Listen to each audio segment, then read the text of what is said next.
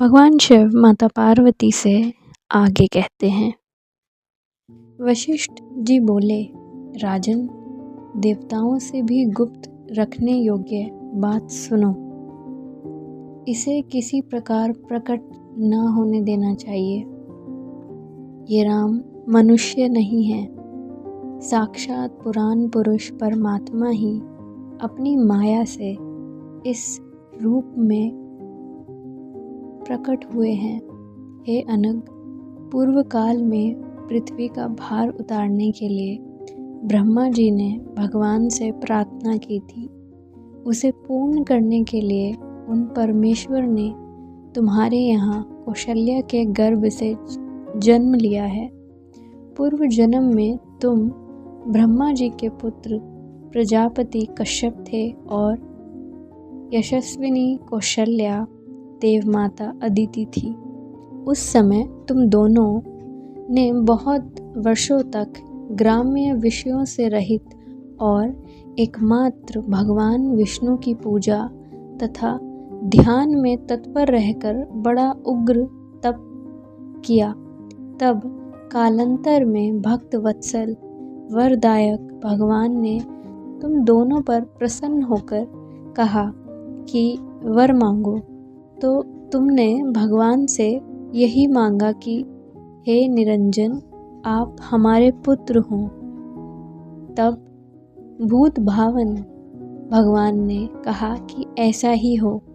इसलिए वे ही विष्णु भगवान इस समय राम रूप से तुम्हारे पुत्र हुए हैं और उनकी सेवा करने के लिए शेष जी लक्ष्मण के रूप में प्रकट होकर उनके अनुयायी हुए हैं।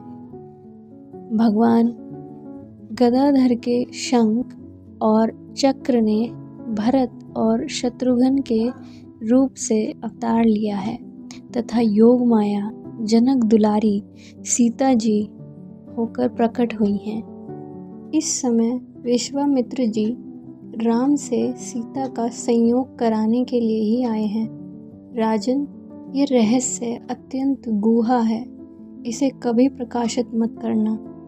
अब संपूर्ण रहस्य तुमको मालूम हो गया है, इसलिए अब तुम प्रसन्न चित्त से श्री विश्वामित्र जी का सत्कार करके लक्ष्मीपति श्री रघुनाथ को लक्ष्मण सहित इनके साथ भेज दो। वशिष्ठ जी के इस प्रकार कहने पर राजा दशरथ ने उस समय अपने आप को कृत्य माना और प्रसन्न चित्त से आदर पूर्वक हे राम, हे राम, हे लक्ष्मण ऐसा कहकर पुकारा तथा उन दोनों भाइयों के आने पर उन्हें हृदय से लगाकर और सिर सूंघकर श्री विश्वामित्र जी को सौंप दिया। तब अति प्रतापी भगवान विश्वामित्र जी ने उन्हें अत्यंत प्रसन्नतापूर्वक आशीर्वाद देकर सम्मानित किया और फिर धनुष, तरकश, बाण एवं खड़ग आदि से सुसज्जित होकर अपने पास आए हुए राम और लक्ष्मण को साथ लेकर वहाँ से चल पड़े। आज के लिए बस इतना ही।